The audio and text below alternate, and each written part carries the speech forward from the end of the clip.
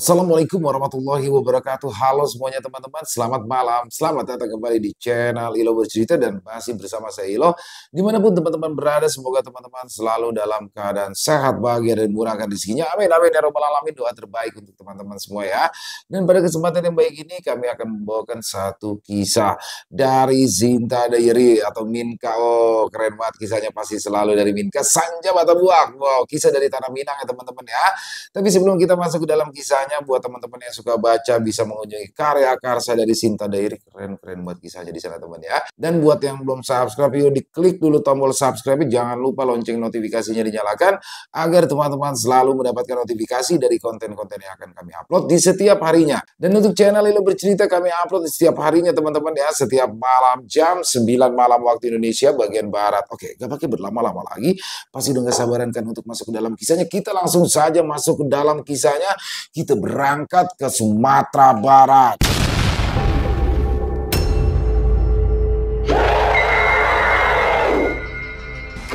Makhluk gaib, buru manusia, Sanja Batabuak.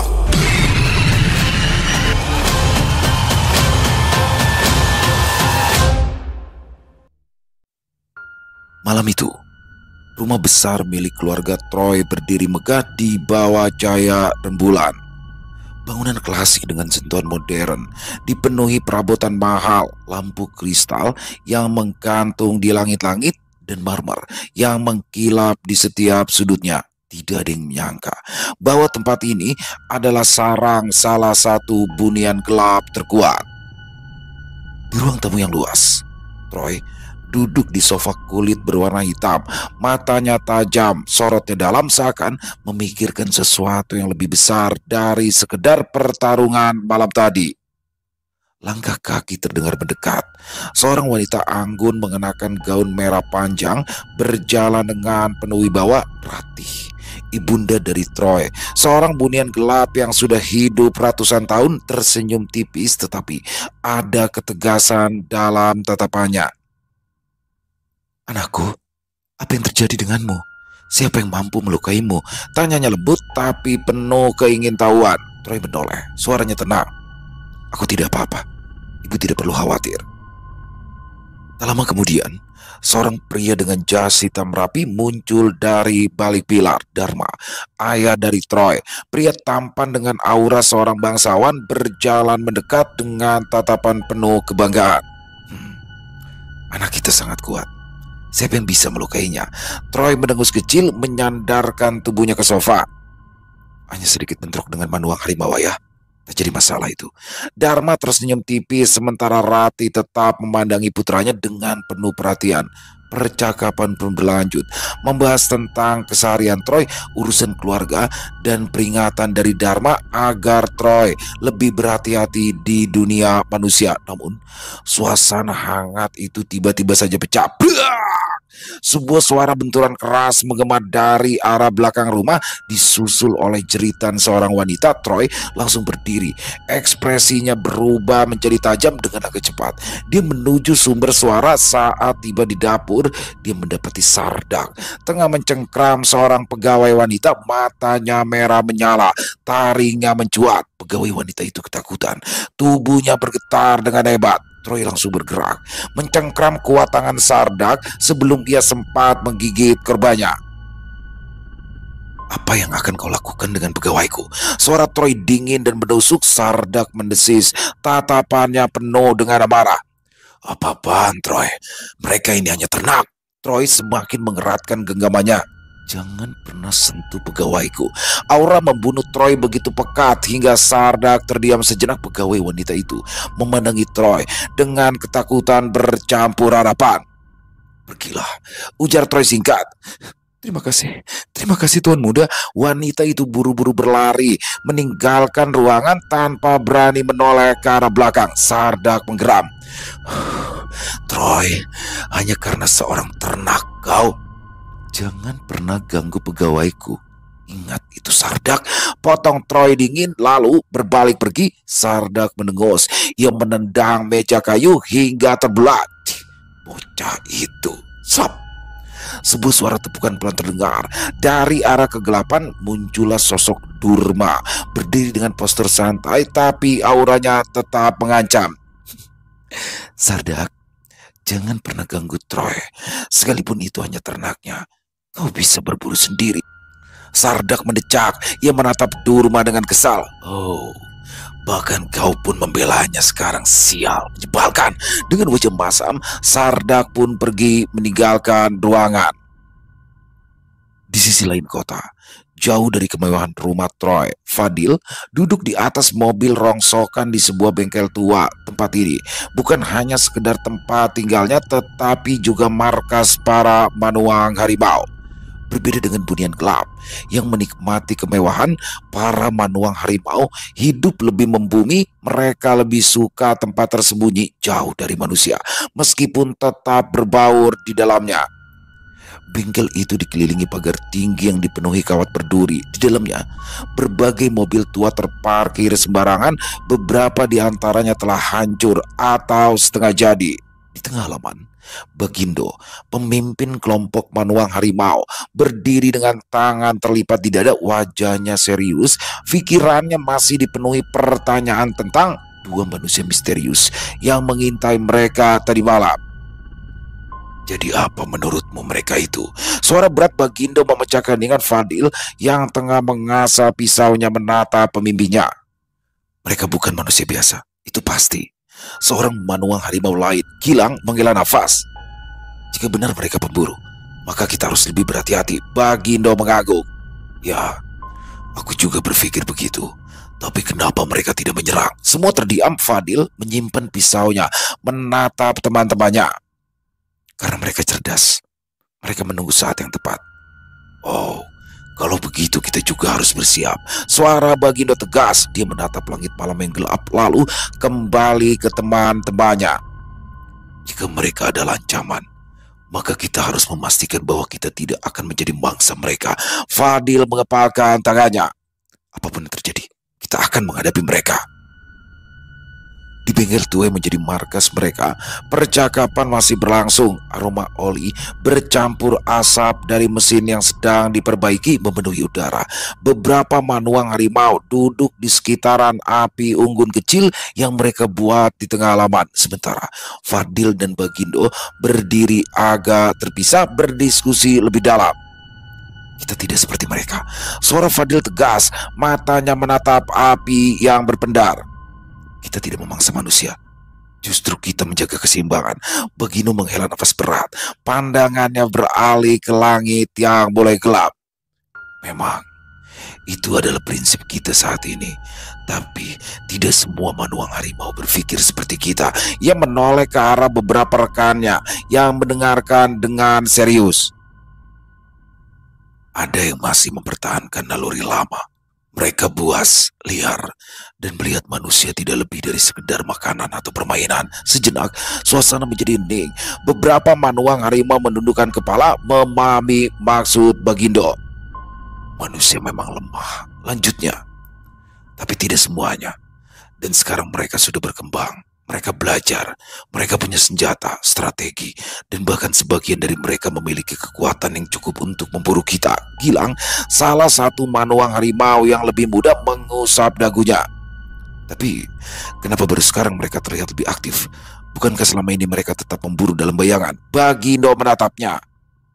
Dulu, manusia tidak memiliki cukup informasi tentang kita. Mereka hanya sekedar menduga. Tapi seiring berkembangnya teknologi dan informasi, mereka mulai memahami bahwa kita bukanlah sekedar mitos. Fadil mengangguk, ia menambahkan. Dan semakin banyak manusia yang tahu, semakin besar ancaman bagi kita. Bukan hanya dari para pemburu, tapi juga dari manusia biasa yang bisa saja panik jika mengetahui keberadaan kita. Ya, itulah kenapa kita harus lebih berhati-hati. Lanjut Bagindo. Kita tidak boleh memberikan mereka alasan untuk memburu kita lebih gencar. Di sudut lain, seorang manuang harimau tua yang duduk di kursi kayu bergumam pelan, namanya Datua Iskandar. Salah satu tetua yang dihormati di antara mereka. Ya, dunia sudah berubah. Tapi dendam lama tidak pernah benar-benar padam. katanya sambil menyesap kopi dari cangkir logamnya. Fadil menoleh ke arah lelaki tua itu. Dendam lama. Datua Iskandar mengangguk. Dulu, sebelum para pemburu benar-benar terorganisir seperti sekarang, ada perang besar antara manusia dan makhluk seperti kita. Begindo yang sudah mengetahui cerita ini tetap diam, membiarkan Datua Iskandar menjelaskan kepada yang lain. Ada suatu masa ketika manusia dan kita hidup berdampingan meski dalam ketegangan. Tapi ada peristiwa yang mengubah semuanya. Para bunian gelap, manuang harimau, dan makhluk lain yang ada di dunia ini dulu tidak melihat manusia sebagai ancaman. Mereka hanyalah sekedar ternak atau budak. Mata Datua Iskandar menyipit. Tapi manusia tidak tinggal diam. Mereka menemukan cara untuk melawan. Mereka menciptakan senjata, ilmu, dan juga strategi untuk melawan kita. Bahkan ada beberapa yang membuat perjanjian dengan kekuatan yang lebih besar untuk mendapatkan kemampuan di luar batas mereka. Seorang manuang harimau muda bertanya dengan ragu. Maksud Datua, ada manusia yang mendapat kekuatan dari sesuatu selain dirinya sendiri. Datua Iskandar menatapnya. Ya, dan itulah yang membuat mereka menjadi lebih berbahaya. Bagindo akhirnya ikut bersuara. Dan sekarang, sepertinya ada yang ingin membuka lembaran lama itu lagi. Maksudnya, kata Fadil. Bagindo menatapnya dalam-dalam. Ada pihak yang ingin membangkitkan kembali konflik lama antara kita dan manusia.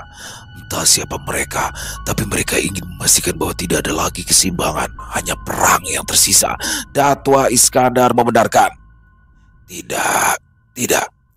Awalnya bukan seperti itu. Awalnya kita lain salah. Dahulu kala, dunia manusia hanya dihuni oleh manusia. Kita memiliki dunia kita sendiri.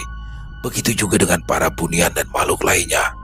Semua itu karena dunia kita yang sebenarnya sudah tidak layak huninya. Terlalu sempit dan juga sulit mendapatkan sumber daya dan makanan. Kita sebenarnya mengambil wilayah manusia.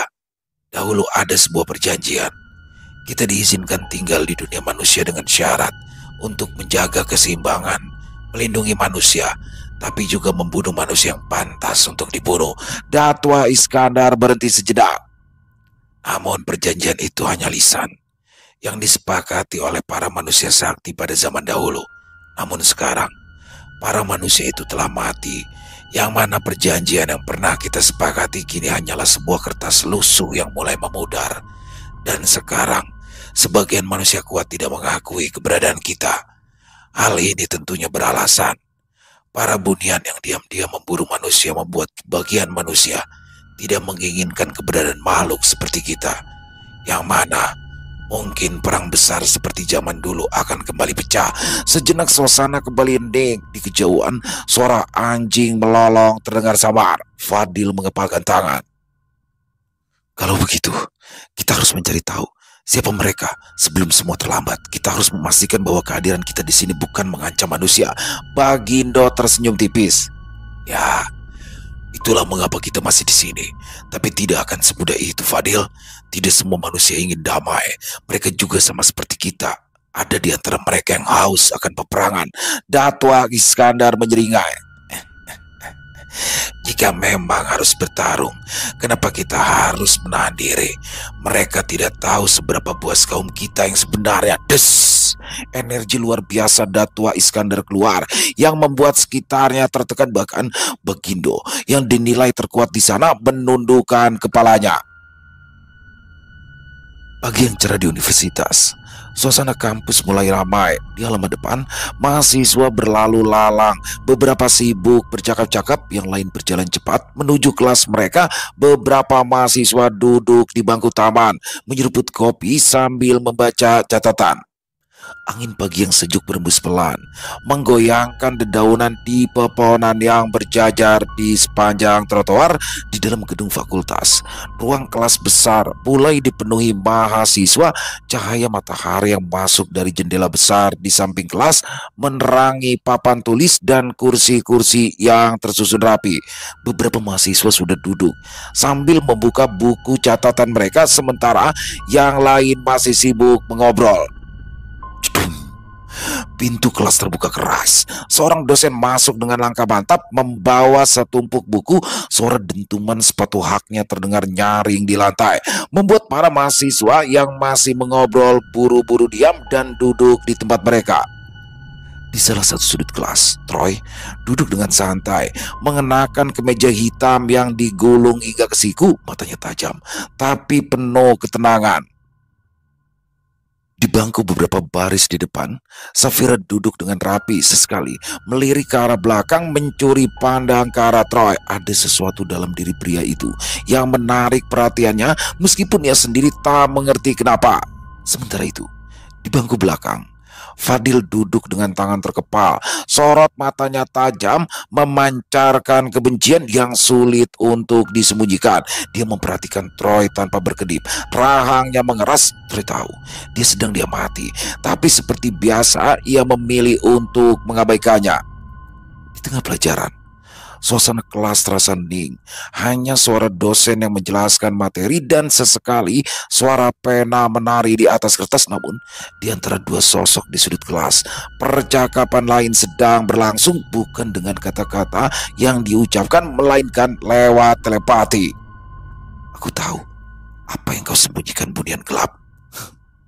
Kau selalu bicara seolah-olah kau tahu segalanya, manuang harimau, tapi kau tak tahu apapun tentangku. Troy, kau bisa berpura-pura, tapi aku tahu sifat asli kaumu. Seberapa lama lagi kau akan bertahan sebelum menunjukkan taringmu, ha? Kau ingin aku mengaku? Melakukan sesuatu yang tidak kulakukan? Itu hanya menunjukkan betapa piciknya pikiranmu, Fadil. Fadil semakin geram, nafasnya memburu, tapi ia menahan diri agar tidak menunjukkan emosinya di depan kelas. Cetak! Pulpen yang dipegang Fadil terjatuh ke lantai, membuat beberapa mahasiswa di sekitar menoleh. Fadil segera mengambilnya, sementara Troy hanya melirik sekilas, tetap dengan ekspresi dingin dan tenangnya. Saat jam istirahat tiba, kantin universitas dipenuhi suara riuh mahasiswa yang bercakap-cakap, tertawa, dan menikmati makan siang mereka. Di salah satu sudut kantin, Safira duduk bersama dua sahabatnya, Amel dan Rina.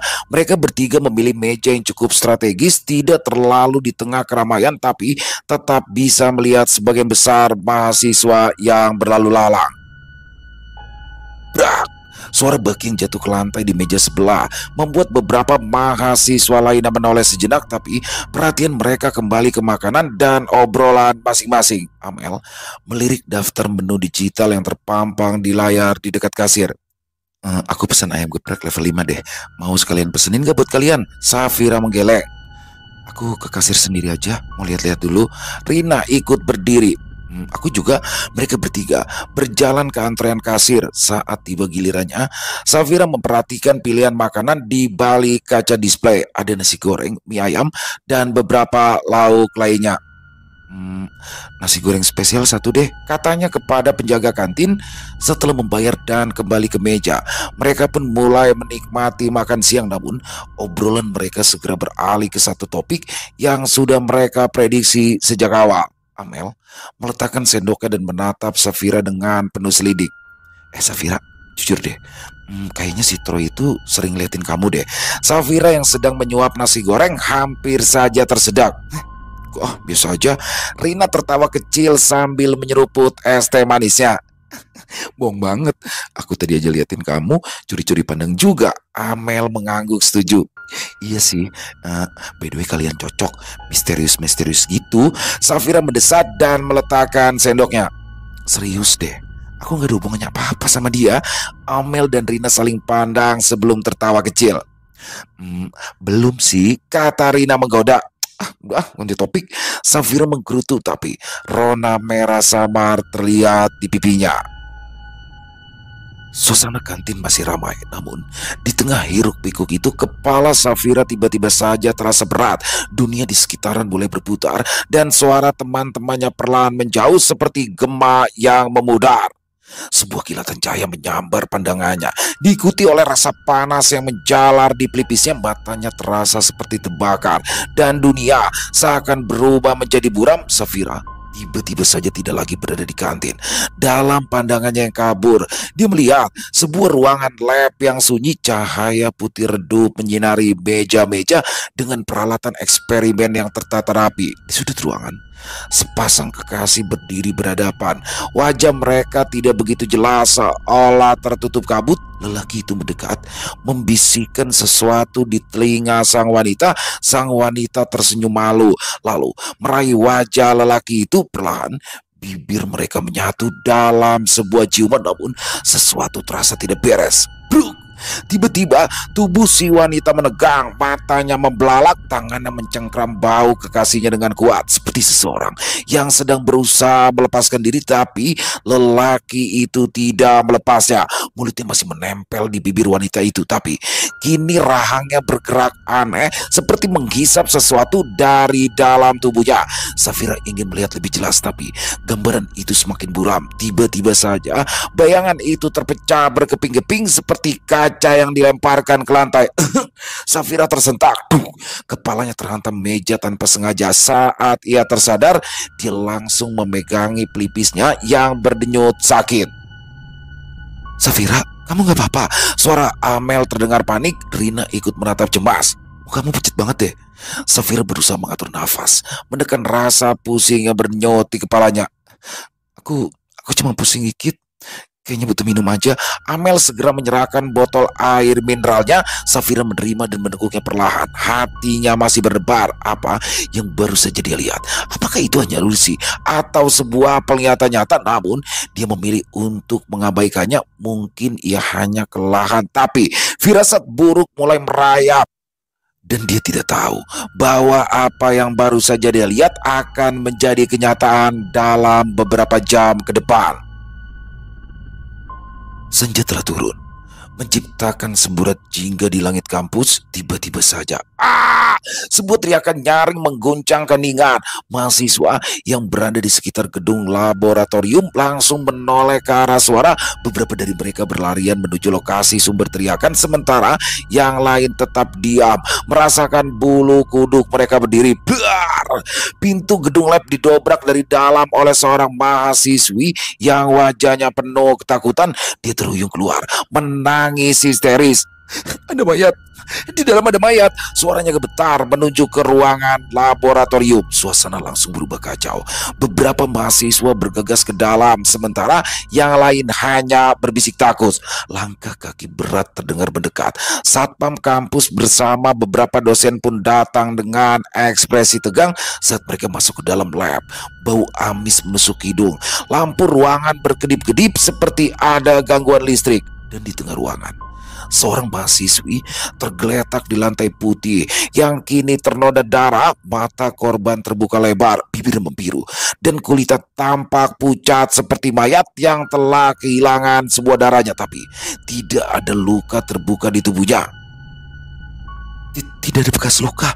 Salah satu mahasiswa yang ikut masuk bergumam ketakutan. Satpam dan dosen langsung menutup ruangan, lalu meminta semua mahasiswa menjauh. Bunyi sirine mobil polisi membelah keningan.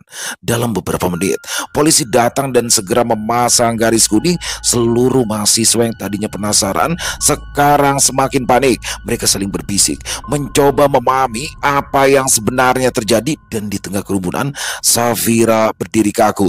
Safira merasakan dunia di sekitarnya berputar. Kakinya melemas dan tangannya gemetar. Ini nyata. Aku benar-benar melihat ini sebelumnya. Matanya terpaku pada mayat di dalam lab. Semuanya persis seperti apa yang ia lihat dalam penglihatan tadi siang. "Safira, kamu gak apa-apa?" Suara Amel terdengar dari sampingnya. Safira tidak menjawab. Tenggorokannya terasa kering. Dia ingin bicara, tapi suaranya seperti tercekat di dalam dada. Di sisi lain kerumunan, Troy berdiri diam dengan ekspresi tenang, tapi matanya mengamati situasi dengan tajam. Suasana di sekitar gedung laboratorium masih dipenuhi suara bisik-bisik mahasiswa yang bergidik ngeri. Setelah melihat mayat mahasiswi malang itu, beberapa polisi berjalan mondar-mandir menanyai saksi-saksi, sementara lampu mobil patroli berkedip merah biru menciptakan bayangan bergerak yang menyeramkan di gedung-gedung sekitar. Di tengah keramaian itu, Fadil berdiri kaku, rahangnya mengeras, kedua tangannya mengepal kuat. Ini terlalu kebetulan, pikirnya. Tiba-tiba ia menoleh ke satu sosok yang berdiri tak jauh darinya, Troy. Sorot mata Fadil berubah tajam. Ada sesuatu dalam ekspresi Troy yang membuat amarahnya meledak. Sikapnya terlalu tenang, seakan dia tahu lebih banyak daripada yang seharusnya. Tanpa membuang waktu, Fadil berjalan cepat menghampiri Troy. Bahunya menabrak orang-orang yang berdiri di jalannya. Troy, suaranya dalam, hampir seperti geraman Troy yang sejak tadi diam hanya melirik sekilas. Apa? Kita bisa bicara sebentar, kata Fadil. Matanya penuh amarah yang ditahan. Troy menghela nafas lalu mengangguk. Dia tahu ini akan terjadi. Dia tahu persis apa yang sedang difikirkan Fadil. Mereka mulai berjalan menjauh dari kerumunan, mencari tempat yang lebih sepi. Namun baru beberapa langkah. Tidak, aku melihatnya. Aku benar-benar melihatnya. Suara lirih itu membuat langkah mereka terhenti seketika. Fadil dan Troy menoleh ke belakang. Safira berdiri dengan tubuh sedikit gemetar. Wajahnya lebih pucat dari sebelumnya. Tangannya menggenggam lengan bajunya, seolah berusaha menenangkan diri. Matanya tampak kosong, seakan masih terjebak dalam sesuatu yang baru saja dia lihat. Fadil segera menghampirinya. Safira, kamu kenapa? Troy juga mendekat. Ekspresinya masih datar, tapi matanya penuh perhatian. Safira menggeleng pelan, menatap mereka dengan ketakutan yang nyata. Aku melihat sesuatu. Fadil mengerutkan kening. Melihat apa? Safira menggigit bibirnya. Dia ragu apakah dia harus menceritakan atau tidak. Tapi bayangan itu begitu jelas, terlalu jelas untuk diabaikan. Dengan nafas tersengal, ia akhirnya berbicara. Aku melihat mereka. Suaranya bergetar. Sepasang kekasih. Fadil dan Troy saling bertukar pandang, lalu kembali menatap Safira. Mereka ada di lab saat jam istirahat. Safira menelan ludah. Awalnya mereka terlihat biasa. Mereka bercanda, lalu Tring! Di kepalanya, suara dentingan kaca pecah bergema, mengiringi gambar yang muncul kembali di pikirannya. Sepasang kekasih berdiri di tengah lab yang kosong. Si pria memeluk wanita itu erat. Bibir mereka bertemu dalam ciuman yang dalam. Namun ada yang aneh. Tangan si pria mencengkram tubuh wanita itu terlalu kuat. Safira bisa melihat bagaimana gadis itu perlahan mulai gelisah lalu meronta. Tapi pria itu tidak melepaskannya. Tubuh gadis itu tiba-tiba saja kejang. Tangannya berusaha mendorong dada si pria, tapi kekuatannya menghilang begitu cepat. Pria itu tetap menciuminya. Tidak, bukan mencium, lebih tepat menghisapnya. Suara mengerikan bergema di kepalanya, seperti suara sesuatu yang tersedot habis hingga kering. Mata Safira melebar saat melihat tubuh si gadis perlahan menjadi lemas. Jemarinya yang tadi menggenggam baju pria itu kini terkulai tak bertenaga. Lalu pria itu tersenyum puas. Giginya tajam seperti gergaji dan lidahnya panjang, runcing. Safira tersentak dari penglihatannya. Tubuhnya nyaris ambruk kalau saja Fadil tidak segera mendengarnya. Tidak mungkin. Suara Safira nyaris tak terdengar. Fadil menggenggam baunya kuat. Safira, fokus. Apa yang kau lihat? Safira menggelengkan kepalanya cepat. Ketakutan masih memenuhi wajahnya. Ternyata benar. Wanita ini memang istimewa. Dia bahkan telah membangkitkan indera keenamnya yang memungkinkan dirinya untuk melihat masa depan. Batin Troy. Aku tidak tahu siapa dia. Troy masih diam, tapi matanya penuh pemikiran. Dia merasakan sesuatu dari cerita Safira. Ya, sesuatu yang sangat familiar, dan itu membuatnya lebih waspada. Karena jika benar apa yang dilihat Safira, maka mereka baru saja berhadapan dengan sesuatu yang jauh lebih berbahaya. Suasana kampus masih kacau. Mahasiswa berkumpul di sekitaran gedung laboratorium. Bisik-bisik ketakutan mengisi udara. Di tengah keramaian itu, Safira terduduk lemas di bangku taman. Wajahnya pucat, tubuhnya gemetar. Teman-temannya mengelilingi dengan cemas. Safira, kamu yakin gak mau ke klinik? Tanya salah satu temannya Nadira dengan nada penuh kekhawatiran. Aku cuma butuh istirahat, ujar Safira. Fadil berdiri tak jauh darinya, memastikan Safira dalam kondisi aman. Namun pikirannya sama sekali tidak tenang. Ada satu hal yang harus dia selesaikan. Dia berbalik dan menatap seseorang yang berdiri dengan ekspresi datar di kejauhan. Troy. Tulang rahang Fadil mengeras dalam hatinya. Ia mengutuk makhluk itu. Bunian gelap bajingan, batinnya. Dia berjalan mendekat dengan langkah penuh amarah. Begitu sampai di depan Troy, dia menatap tajam, lalu berbisik dengan suara rendah yang penuh tekanan. "Ikut aku sekarang." Troy tidak bereaksi berlebihan. Dia menatap Fadil sebentar, lalu tanpa banyak bicara mengangguk dan mengikuti langkahnya. Namun, ada senyum tipis di sudut bibirnya. Di belakang gedung kampus, mereka pun tiba. Brak! Fadil meninju dinding beton dengan penuh emosi. Begitu mereka sampai di belakang kampus, sebuah area sepi. Dengan pepohonan lebat di belakangnya, tidak ada mahasiswa lain di sekitar. Troy tetap bersandar santai di tembok. Ekspresinya dingin. Fadil menatapnya dengan penuh amarah. Matanya seperti bara api yang menyala. "Kau pikir aku pasti bodoh kan?" Suara Fadil dalam dan menggelegar. "Aku tahu kejadian ini ada hubungannya denganmu, bunian gelap." Troy menghela nafas pelan, menatapnya tanpa ekspresi. "Kau langsung menuduh tanpa mencari kebenarannya, Fadil? Atau sebenarnya apa yang ingin kau katakan?" Fadil menggeram. Berhentilah berpura-pura polos, Troy." Fadil menghantam dinding lagi, kali ini dengan lebih keras. Serpian beton jatuh ke tanah. "Makhluk macam kau mana bisa menahan diri? Mahasiswa itu mati kehabisan darah. Itu ceria sekali." Troy tetap tidak bereaksi. Dia hanya diam sejenak sebelum akhirnya berkata dengan suara pelan namun tajam, "Aku tidak melakukan apapun." Fadil mencibir, matanya menyipit. Jangan bercanda." Troy mengangkat satu alis. Dia tetap tenang. "Kalau memang aku yang melakukannya, seharusnya kau sudah bisa menciumnya sejak tadi." Fadil terdiam sejenak. Troy melanjutkan, "Kau adalah manuang harimau. Penciumanmu lebih tajam daripada makhluk manapun. Aku ada di sekitaran kampus sepanjang hari ini. Dan kau membuntutiku sejak pagi, bukan?" Fadil mengepalkan tangan. Ia tidak bisa membantah hal itu. "Jika aku yang membunuh gadis itu, kau pasti sudah mencium bau darah dariku." Lanjut Troy dengan nada tenang. Fadil membatu. Dia memang tidak bisa mencium bau darah dari tubuh Troy. Dan itu berarti Troy benar. Fadil menatap Troy dengan penuh kebencian. Meski ia tak bisa membuktikan bahwa Troy adalah pelakunya, tapi dia yakin makhluk seperti Troy tak bisa dipercaya. "Aku tidak melakukan apapun, Fadil. Sekali lagi aku katakan, aku ada hanya untuk belajar. Hanya itu niatku." Troy mengulangi kata-katanya. Suaranya tetap datar. "Tapi kaumu itu bisa saja yang melakukannya." Fadil menggeram, matanya menyala penuh amarah. "Troy, aku tahu ada bunian gelap di kampus ini yang lain. Bisa jadi salah satu dari mereka." Troy tidak menjawab, tapi tatapannya sedikit berubah. Ada sesuatu dalam pikirannya. Sardak. Ya, Sardak adalah bunian gelap yang tidak seharusnya berada di dunia manusia. Dia memiliki kecenderungan liar, haus darah, dan sangat menikmati berburu. Terakhir kali Troy melihatnya, dia hampir menyerang seorang pelayan Troy di rumahnya. Troy menggertakkan gigi. Jangan-jangan dia benar-benar ada di sini. Fadil maju selangkah, mendekatkan wajahnya pada Troy. "Aku tidak peduli kau benar-benar bersalah atau tidak. Tapi kalau ini ada kaitannya denganmu, aku tidak akan segan-segan bertindak." Troy tetap diam, tapi matanya berkilat tajam. Dia tidak suka diancam, tapi dalam hatinya ada keresahan yang mulai tumbuh. Brak! Tiba-tiba saja suara keras terdengar dari kejauhan, disusul dengan teriakan menggema dari arah gedung olahraga. "Tolong, ada mayat lagi!" Jantung Fadil dan Troy sama-sama berdegup keras. Mereka langsung berpandangan tanpa membuang waktu.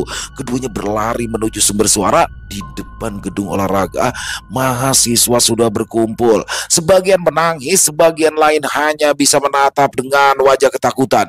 Di tengah lapangan dalam, tergeletak sesosok tubuh.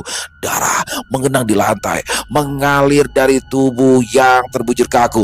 Troy merasakan hawa dingin merayap di punggungnya. Fadil mengepalkan tangan. Ya, ini bukan lagi kebetulan. Seseorang sedang berburu.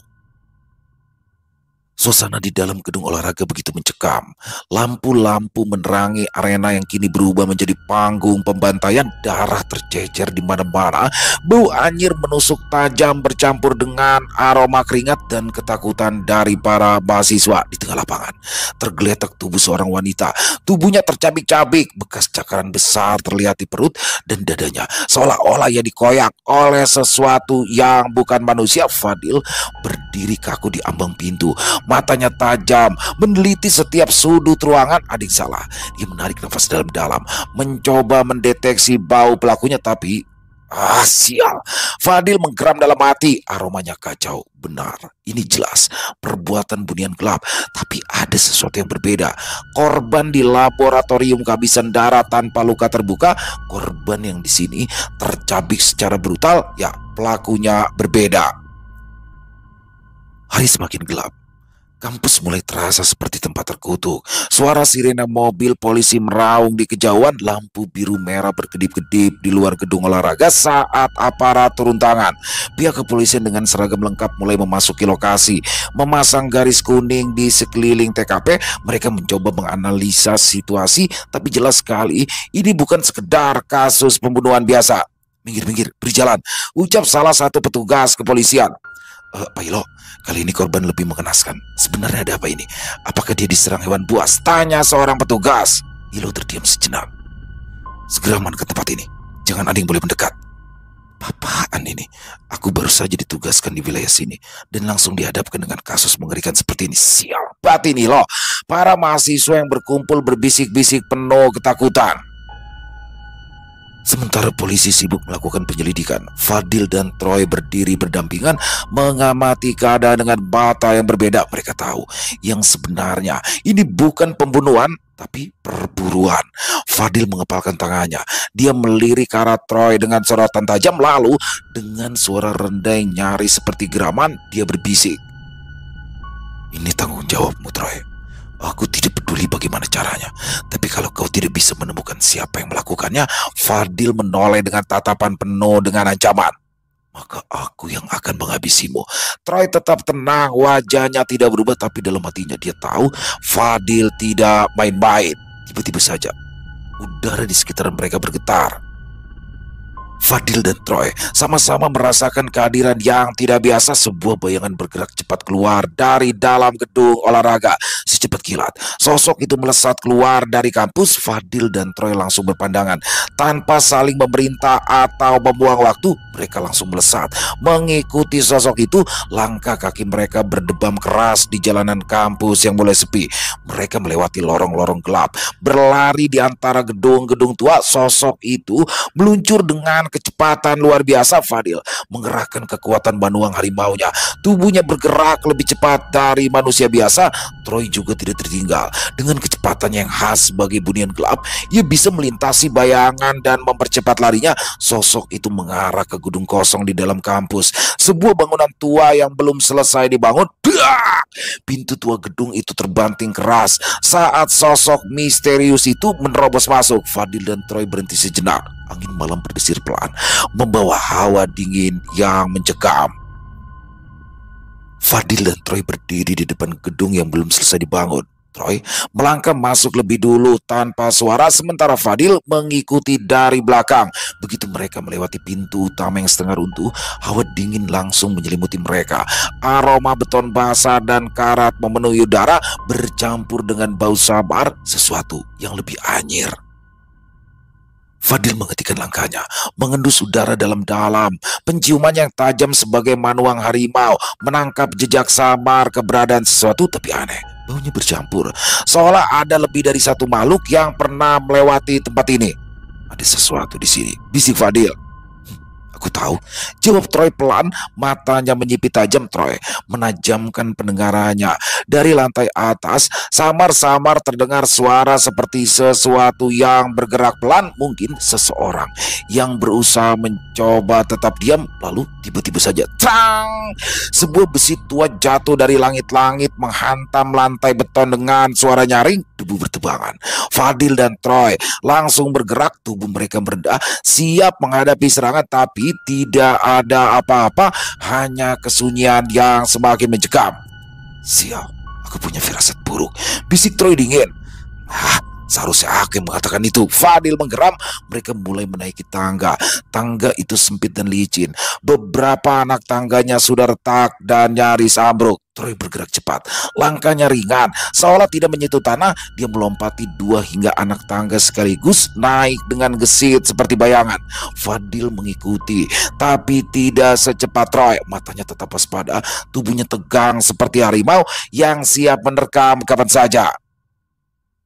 Kita berbicara agar memaksimalkan pencarian, kata Troy tiba-tiba saat mereka sampai di lantai 3. Tidak, saut Fadil tegas. Aku sama sekali tidak percaya padamu. Troy berhenti sejenak, menoleh dengan tatapan balas. Sungguh, di saat seperti ini, gumam Troy. Bisa saja kan, ini jebakanmu. Aku tidak pernah percaya dengan bunian gelap sepertimu. Fadil menyipitkan mata. Troy mengangkat bahu. Terserah. Manuang harimau memang keras kepala. Dengan itu ia kembali bergerak, kali ini lebih cepat. Fadil menggeram kesal, tapi tetap mengikuti. Mereka terus naik, melewati lantai demi lantai, hingga akhirnya mencapai puncak lantai 8. Bum! Begitu mereka sampai di atas, pintu besi di ujung koridor terbanting oleh hembusan angin kencang, dan di sanalah mereka melihatnya. Cahaya bulan yang samar menyorot dari jendela yang belum dipasang kaca. Bayangan dari rangka besi yang menjulang menciptakan siluet tajam di dinding beton yang belum dicat. Mata Fadil menyipit, tubuhnya menegang. Ia mengenali 2 manusia di hadapannya. Bahwa ini kau, geram Fadil, tatapannya menusuk ke arah pria tua itu. Bukankah kalian yang mengintai kami di hutan waktu itu? Troy menambahkannya. Suaranya datar tapi penuh tekanan. Lelaki tua itu tersenyum. Kedua tangannya bersedekap di atas dada. Ekspresinya sama sekali tidak terkejut dengan kehadiran mereka. Aku lebih terkejut melihat fakta lain, katanya pelan, namun nada suaranya tajam. Sejak kapan manuang harimau dan bunian gelap bisa akur? Fadil mendesis marah. Hei, jangan asal bicara manusia tua, bentaknya. Troy yang berdiri sedikit lebih ke belakang hanya mengangkat satu alis. Ia melirik ke arah Fadil seakan menilai reaksinya. Kalau begitu, kenapa kalian ada di sini bersama? Pria muda yang berdiri di sebelah lelaki tua itu bertanya dengan nada menantang. Fadil mengepalkan tinjunya. Bukan urusanmu, tapi kalau kalian memang mengincar bunian gelap itu, berarti kita punya musuh yang sama, jawabnya dingin. Pria tua itu menyipitkan mata, tapi tidak langsung menjawab. Dia hanya menatap Fadil dan Troy bergantian seolah menimbang sesuatu. Suasana semakin tegang. Lalu Cerang! Sebuah batang besi tua jatuh dari langit-langit, namun tak satu pun dari mereka yang bergerak. Keempatnya tetap diam, saling menilai satu sama lain. Pemuda yang berdiri di sebelah pria tua itu melangkah maju. Dia menendang sedikit abu yang tersisa dari tubuh bunian gelap yang baru saja lenyap. Kalau begitu, apakah dia bagian dari kelompokmu? Katanya. Ia menatap langsung ke arah Troy. Troy menahan tatapannya sejenak sebelum akhirnya menjawab. Aku bahkan tidak tahu siapa dia.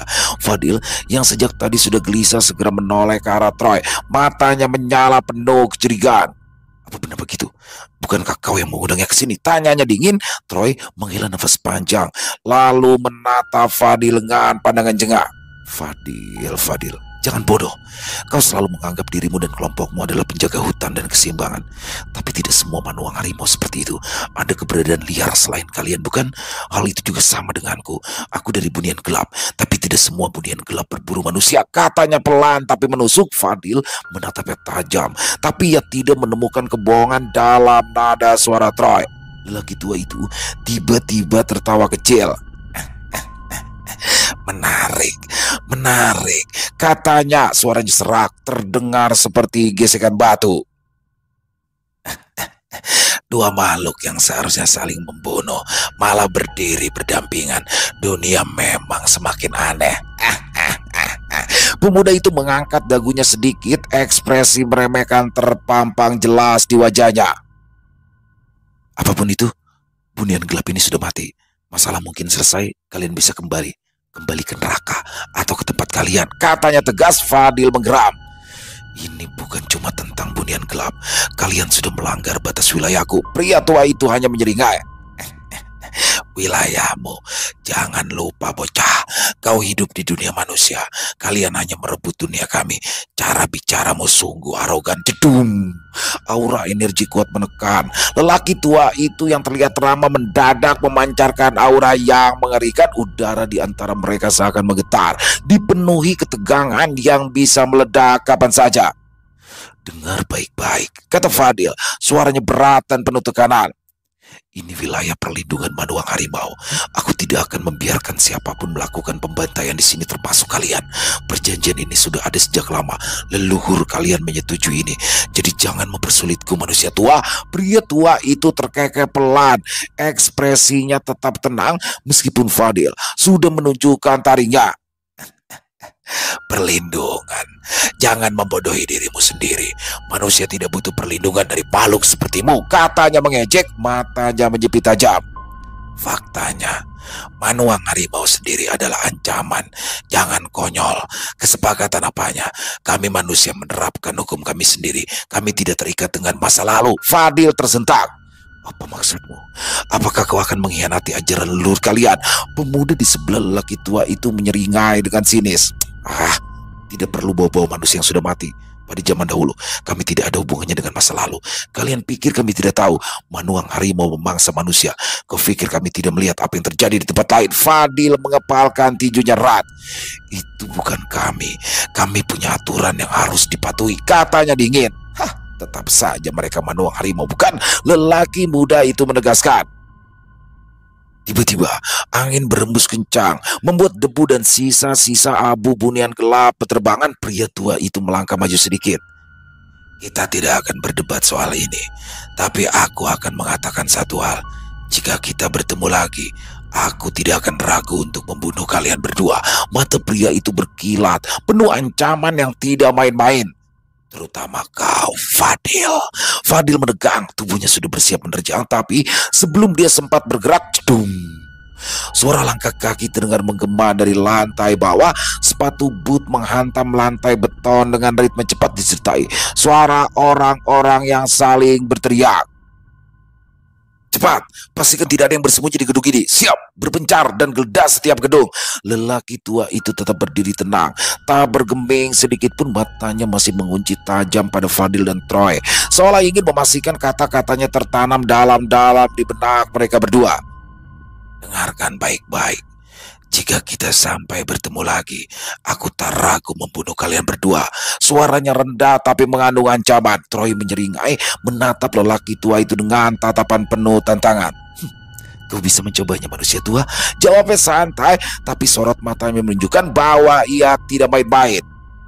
Aku tidak akan mencoba, tapi aku bersumpah. Lelaki tua itu membalas. Suara langkah kaki semakin dekat. Sesuatu terjatuh di tangga. Mungkin radio salah satu petugas kepolisian. Tanpa membuang waktu, lelaki tua itu meraih belati besi kuning yang masih tertancap di tubuh bunian gelap yang tersungkur di lantai.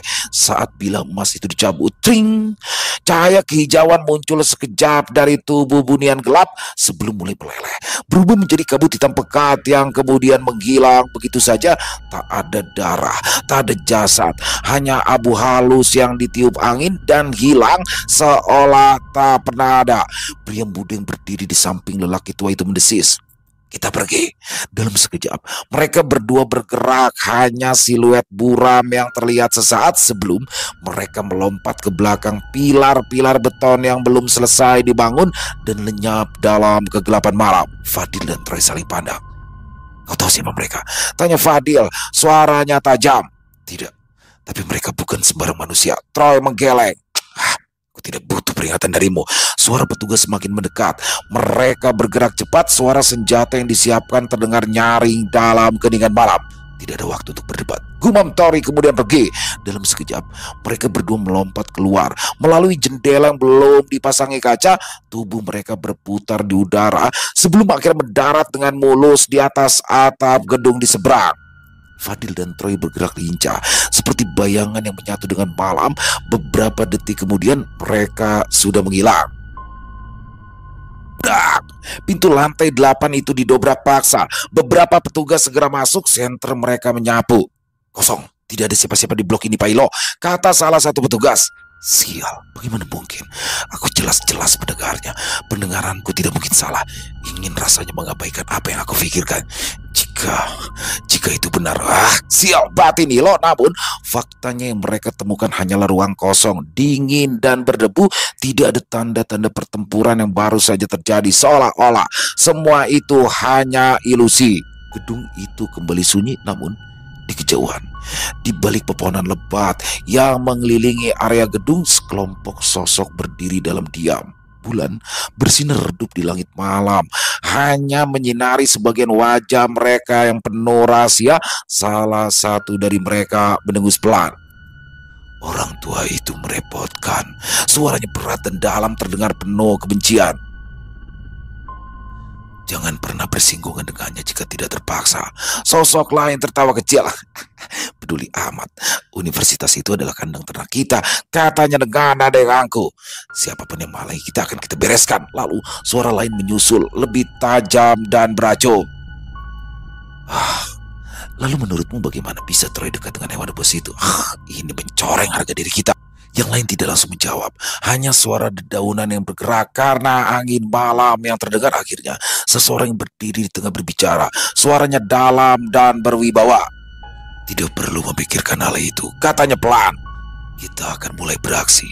Jika pria tua itu menghalangi kita, atau para manuang harimau juga menjadi halangan. Ia berhenti sebentar sebelum akhirnya menyatakan dengan penuh ketegasan. Kita tidak perlu menahan diri.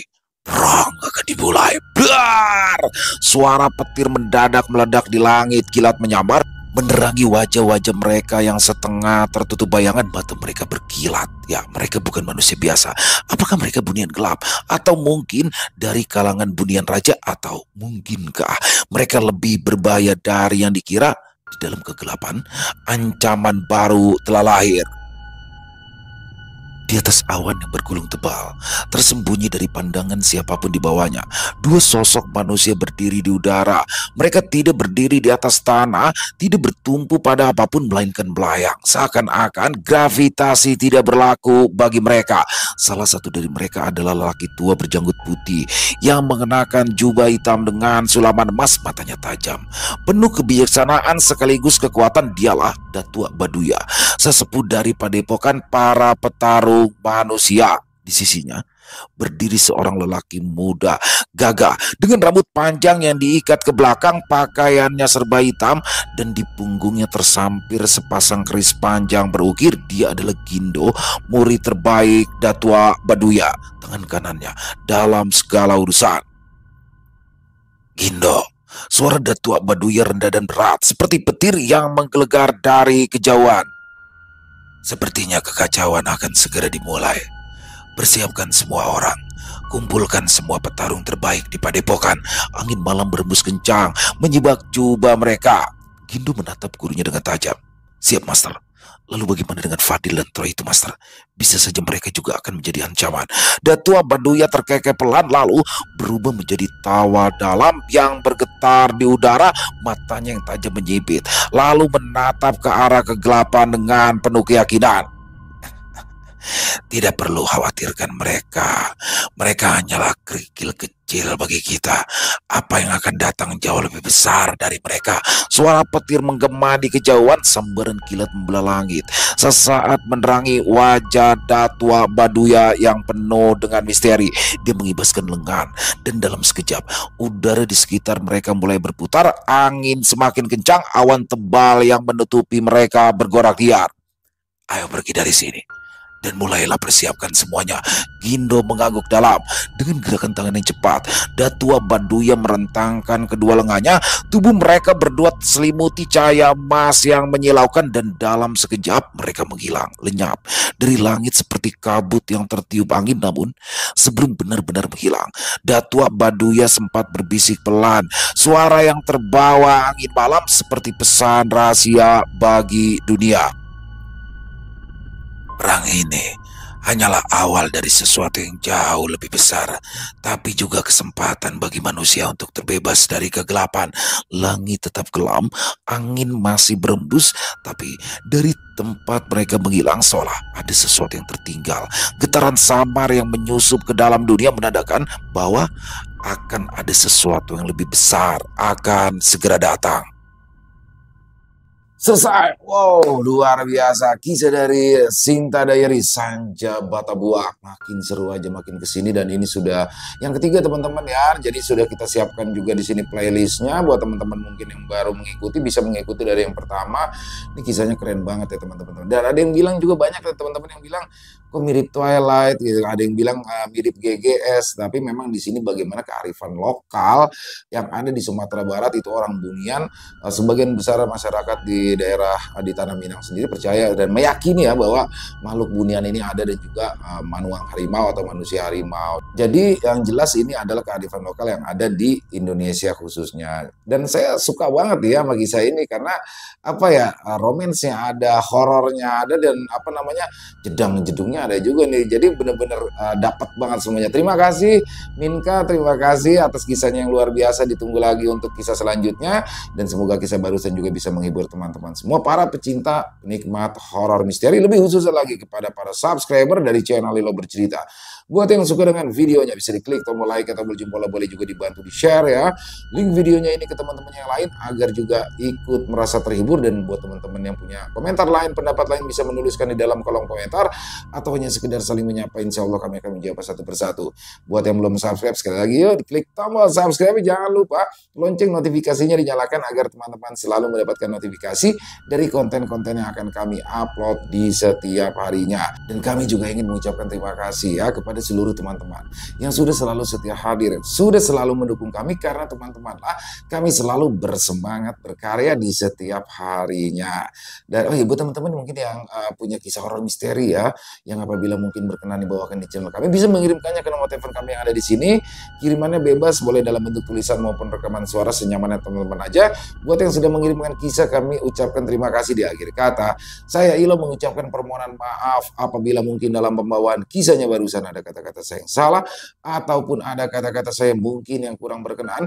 Saya mohon dibukakan pintu maaf yang seluas-luasnya, dan sampai berjumpa lagi di konten-konten kami selanjutnya yang pasti tidak kalah serunya, yang pasti tidak kalah horornya, masih bersama saya Ilo di channel Ilo Bercerita. Salam sehat, sukses selalu untuk kita semua. Wassalamualaikum warahmatullahi wabarakatuh.